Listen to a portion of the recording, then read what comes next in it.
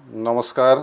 আজি 14 আগষ্ট অখণ্ড ভাৰত দিৱস আৰু সেই উপলক্ষে কিছু বক্তব্য আগবঢ়াইছোঁ। আচলতে 1947 চনৰ 15 আগষ্টত ভাৰতবৰ্ষ স্বাধীন হৈছিল আৰু লগতে ভাৰতবৰ্ষ খণ্ডিত হৈছিল। আৰু সেইকাৰণেই 1947 চনৰ 14 আগষ্টৰ দিনটো আছিল ভাৰতবৰ্ষ অখণ্ড ৰূপত থকা এক দিন। আৰু সেই উপলক্ষে 14 আগষ্টৰ দিনটো অখণ্ড ভাৰত দিৱস হিচাপে গোটেই ভাৰতবাসীয়ে বিভিন্ন প্ৰান্তত পালন কৰি আহিছে। কাৰণ সেইদিনাৰ দিনটোত আমি স্মৰণ কৰিব লাগিব বা আজিৰ দিনটোত স্মৰণ কৰিব লাগিব যে ভাৰতবৰ্ষৰ আচলতে ৰূপ কেনেকুৱা আছিল। স্বাধীনৰ নামত আমি ভাৰতবৰ্ষক যে খণ্ডিত কৰিলোঁ, খণ্ডিত হোৱাৰ পিছত যি ভাৰতবৰ্ষ পালোঁ, এই ভাৰতবৰ্ষই আমাৰ আচল ৰূপ নেকি? নহয়, এই ভাৰতবৰ্ষ আমাৰ আচল ৰূপ নহয়। আজিৰ ভাৰতবৰ্ষ আমাৰ ভাৰত মাৰ আচল ৰূপ নহয়। 1947 চনৰ 14 আগষ্টৰ দিনা বা দিনালৈকে যিখন ভাৰতবৰ্ষ আছিল, সেইখন ভাৰতবৰ্ষ অখণ্ড ভাৰতবৰ্ষ। আৰু সেই ভাৰতবৰ্ষক আমি স্মৰণ কৰি ৰখা দৰকাৰ, যাতে আমি আকৌ অখণ্ড ভাৰতবৰ্ষ পাবৰ কাৰণে আগবাঢ়িব পাৰোঁ, প্ৰয়াস কৰিব পাৰোঁ। যি হওক, ভাৰতৰ যি স্বাধীনতা আন্দোলনে আমাক 47 চনত এখন খণ্ডিত ভাৰতবৰ্ষও দিছিল স্বাধীনৰ লগতে। সেই গোটেই বুৰঞ্জীৰ কাহিনীখিনি থুলমূলকৈ আমি জনা দৰকাৰ যে 1857 চনত ভাৰতৰ স্বাধীনতা আন্দোলনৰ যি প্ৰথম সংগ্ৰাম, চিপাহী বিদ্ৰোহ আৰম্ভ হৈছিল। আৰু এই চিপাহী বিদ্ৰোহ বা 1857 চনৰ সেই সংগ্ৰাম লাহে লাহে দুৰ্বল হোৱাৰ কাৰণে কিছু বছৰ এই আন্দোলনে বেছি আগবাঢ়িব পৰা নাছিল আৰু গোটেই ভাৰতবাসীৰ মনত এক নিৰাশা বিৰাজ কৰিছিল। আৰু ইয়াৰ পিছতেই 1885 চনত ইংৰাজে কংগ্ৰেছৰ স্থাপনা কৰিলে আৰু এই কংগ্ৰেছক ছেফটি ভালভৰ ৰূপত স্থাপনা কৰিলে। কাৰণ ইংৰাজে বহুত কথা বিচাৰ কৰিছিল আৰু বিচাৰ কৰি দেখিছিল যে জাতীয় কংগ্ৰেছ বা এই কংগ্ৰেছক যদি স্থাপনা কৰিব পৰা যায়, তেনেহ'লে তেওঁলোকৰ বহুত সুবিধা হ'ব। কংগ্ৰেছৰ নেতাখিনিক হাতত ৰাখি আন্দোলন দমন কৰিব পৰা যাব। বিভিন্ন ধৰণৰ সুবিধা ইংৰাজে আশা কৰিছিল আৰু সেইমতেই কংগ্ৰেছৰ স্থাপনা কৰিছিল। ইয়াৰ পিছতেই ইংৰাজে কি কৰিছিল যে পৃথকতাবাদী ভাৱধাৰা ভাৰতীয়সকলৰ মাজত সুমুৱাই দিছিল, হিন্দু আৰু মুছলমান। আৰু ইয়াৰ ফলতেই এংলো মহম্মদিয়ান অৰিয়েণ্টেল স্কুল আলিগড়ত স্থাপন হৈছিল। অৰ্থাৎ মুছলমানৰ কাৰণে আলিগড়ত এংলো মহম্মদিয়ান অৰিয়েণ্টেল স্কুল স্থাপনা হৈছিল, যিখনেই আজি আমাৰ সকলোৰে জ্ঞাত এখন বিশ্ববিদ্যালয়, আলিগড় মুছলিম বিশ্ববিদ্যালয় হিচাপে আমাৰ সকলোৰে মাজত চিনাকি হৈ আহিছে। আৰু এই আলিগড় মুছলিম বিশ্ববিদ্যালয়ে সেই সময়তো আৰু আজিও মুছলমানসকলক একগোট কৰি ৰখাত বা ভাৰতত বিচ্ছিন্নতাবাদৰ দৰে কিছুমান ভাৱধাৰা সুমুৱাই দিয়াত আগভাগ লৈ আহিছে। যি হওক, এনেদৰে ভাৰতৰ স্বাধীনতা আন্দোলনত এক পৃথক ভাৱধাৰাৰ অনুষ্ঠান গঢ়ি উঠিছিল, যাৰ নামেই হ'ল আজি আলিগড় মুছলিম বিশ্ববিদ্যালয় বা সেই সময়ত এংলো মহম্মদিয়ান অৰিয়েণ্টেল স্কুল। ইয়াৰ পিছতে আকৌ কি যে 1905 চনত বংগভংগ কৰা হৈছিল আৰু ইয়াকো ইংৰাজে এক পৰিকল্পিতভাৱেই কৰিছিল।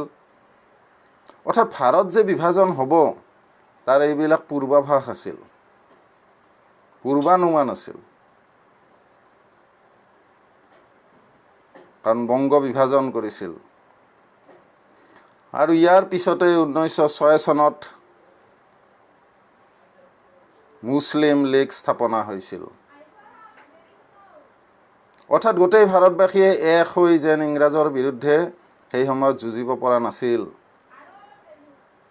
ইংৰাজৰ বিৰুদ্ধে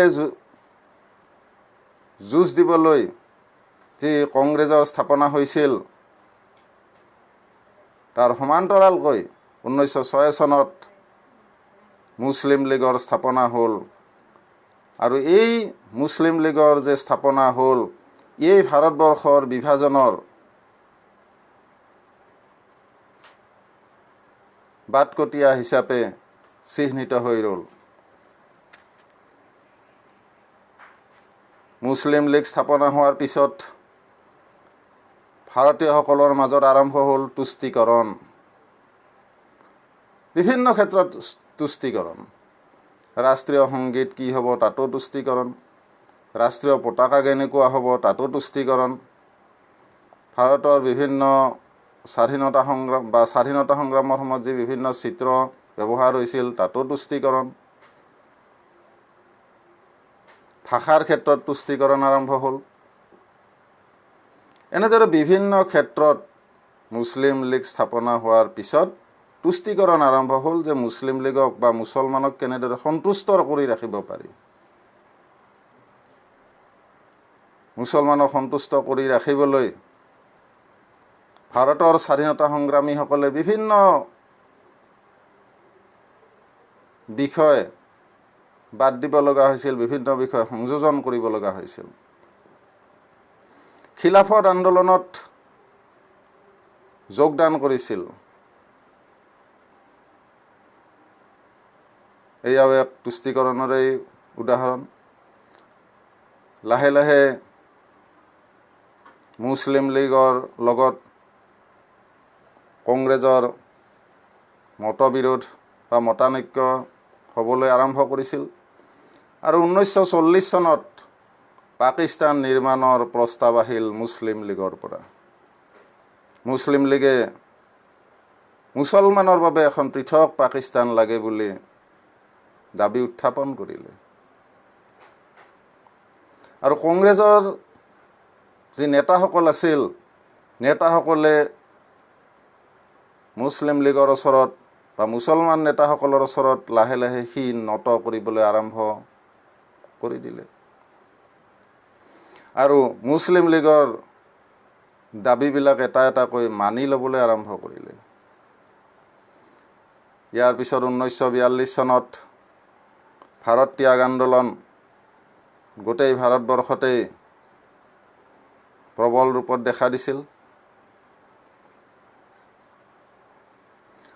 আৰু এই সময়তে মুছলমান আৰু ইংৰাজে মিলি ভাৰতবৰ্ষক দ্বিখণ্ডিত কৰাৰ এক পৰিকল্পনা তেওঁলোকে যুগুত কৰিছিল।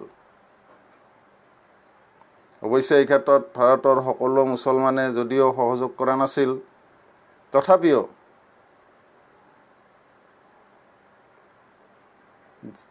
মুছলিম লীগৰ নেতৃত্বত ইংৰাজৰ সহযোগত ভাৰতবৰ্ষ যে দ্বিখণ্ডিত হ'ব, মুছলমানৰ কাৰণে যে এখন পৃথক মুছলিম ৰাষ্ট্ৰ গঠন হ'ব, তাৰ আগজাননী বা তাৰ উমান পোৱা গৈছিল।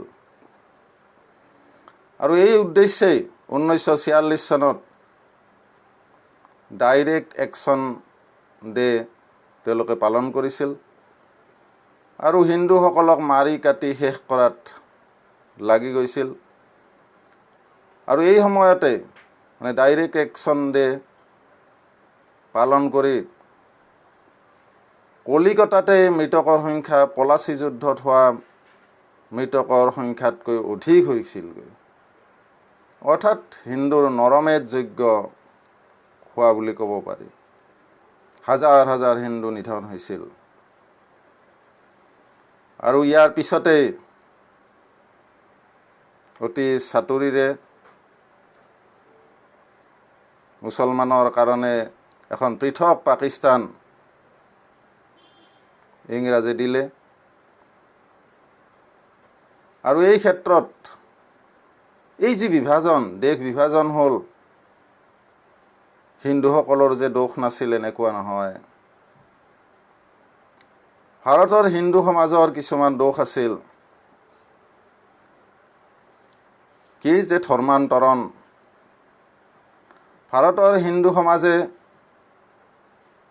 নিজৰ যি পৰম্পৰাগত কৃষ্টি, নিজৰ সংস্কৃতি, তাক বিসৰ্জন দি বহুতে ইছলামত দীক্ষিত হৈছিল, বহুতে খ্ৰীষ্টানত দীক্ষিত হৈছিল। আৰু তেওঁলোকে অখণ্ড ভাৰত বিচৰা নাছিল বা অখণ্ড ভাৰতৰ পক্ষত থাকি যুঁজিবলৈ তেওঁলোকৰ গাত শক্তিও নাছিল বা তেনেকুৱা ধৰণৰ চিন্তাধাৰাৰ অভাৱ ঘটিছিল। তাৰোপৰি ধৰ্মান্তৰিত যিসকল হিন্দু লোক ধৰ্মান্তৰিত হৈছিল ইছলাম বা খ্ৰীষ্টানলৈ, তেওঁলোকক পুনৰ হিন্দুলৈ উভতাই আনিবলৈ ভাৰতৰ হিন্দু সমাজে অস্বীকাৰ কৰিছিল, যাৰ ফলত সেই ধৰ্মান্তৰিত সমাজখন বিদ্ৰোহী হৈ উঠিছিল। আৰু তেওঁলোকেও পাকিস্তান গঠনত বা ভাৰত খণ্ডিত হোৱাত সহায় কৰিছিল। শত্ৰুৰ চাতুৰি বুজি পোৱা নাছিল। আমি সকলো ভাই ভাই, আমি সকলো এনেকুৱা। বহুত নেতাইতো কৈছিল যে মোৰ মৰা শৱৰ ওপৰতহে পাকিস্তান সৃষ্টি হ'ব, এনেকুৱা বিভিন্ন ধৰণৰ মন্তব্য দিছিল। কিন্তু পাকিস্তান গঠনৰ দিশত যে মুছলিম লীগ আগুৱাই গৈছিল তাক অনুভৱ কৰিব পৰা নাছিল। তাৰোপৰি আছিল বিভেদ হিংসা আৰু ৰাজত্ব কৰা, ডিভাইড এণ্ড ৰুল, এই ইংৰাজৰ নীতি। এই ইংৰাজৰ নীতিয়েও দেশ বিভাজনত সহায় কৰিছিল। ভাৰতৰ বিভিন্ন অঞ্চলত বিভিন্ন ধৰণে বিভেদ সিঁচিছিল। ক'ৰবাত গৌৰ কচাইখানা খুলি দিছিল, হিন্দু আৰু মুছলমানৰ মাজত বিদ্ৰোহ কৰাৰ সৃষ্টি হোৱাৰ কাৰণে। এনেদৰে বিভিন্ন ধৰণৰ কামক ইংৰাজে উদগনি যোগাইছিল। আকৌ কংগ্ৰেছৰ যি তোষামোদকৰণ নীতি, সেই তোষামোদকৰণ নীতিয়েও দেশ বিভাজনত সহায় কৰিছিল।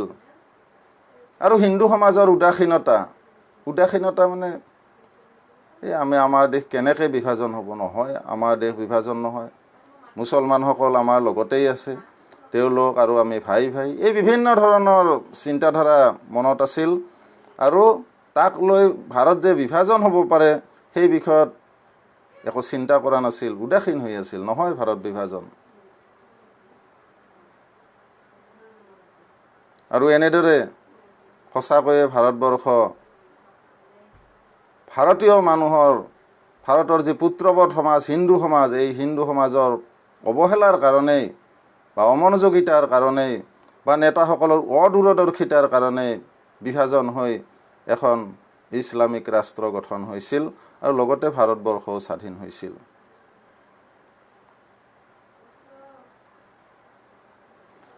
এনেদৰে ভাৰতৰ যি অখণ্ড ৰূপ, সেই অখণ্ড ৰূপ আমাৰ মাজৰ পৰা চিৰদিনৰ কাৰণে যেন মোচ খাই গৈছিল। আমি জানো যে ভাৰতবৰ্ষ আমাৰ কাৰণে অকল ভূখণ্ডই নহয়, আমাৰ কাৰণে মাতৃতুল্য, এক জীৱন্ত সাক্ষাৎ মাতৃস্বৰূপা মাতৃভূমি। আৰু এই ভাৰত মাতাক খণ্ডিত কৰা হ'ল, সেই দুখ প্ৰতিজন ভাৰতীয়ৰ মনত আজিও আছে, আজিও আছে। মহৰ্ষি অৰবিন্দৰ দৰে ব্যক্তিয়ে ভাৰতৰ খণ্ডিত ৰূপক স্বীকাৰ কৰা নাছিল। মহাত্মা গান্ধীয়েও ভাৰতৰ খণ্ডিত ৰূপ স্বীকাৰ কৰা নাছিল। আৰু ভাৰতৰ কোনো সুপুত্ৰই মাতৃভূমিৰ অংগক্ষতক মানি লোৱা নাছিল। তথাপিও সকলোৰে অনিচ্ছা সত্ত্বেও ভাৰতত সেই সময়ত একাংশ মুছলমানৰ সহযোগিতাত বা মুছলমানৰ সমৰ্থনৰ বাবে ভাৰত খণ্ডিত হৈছিল। আজিও ভাৰতৰ বহুত শ্ৰদ্ধা কেন্দ্ৰ, বহুত তীৰ্থস্থান পাকিস্তানত আছে বা আজিৰ বাংলাদেশত আছে। সেই তীৰ্থস্থান বা সেই শ্ৰদ্ধা কেন্দ্ৰসমূহৰ অবিহনে ভাৰতবৰ্ষ আজিও আধৰুৱা। অৰ্থাৎ ভাৰতৰ অতীত গৌৰৱ সেই তীৰ্থস্থান বা সেই শ্ৰদ্ধা কেন্দ্ৰবিলাকতে নিহিত হৈ আছে। কিন্তু সেই স্থানবিলাক এখন শত্ৰু ৰাষ্ট্ৰত এতিয়া সোমাই গৈছে।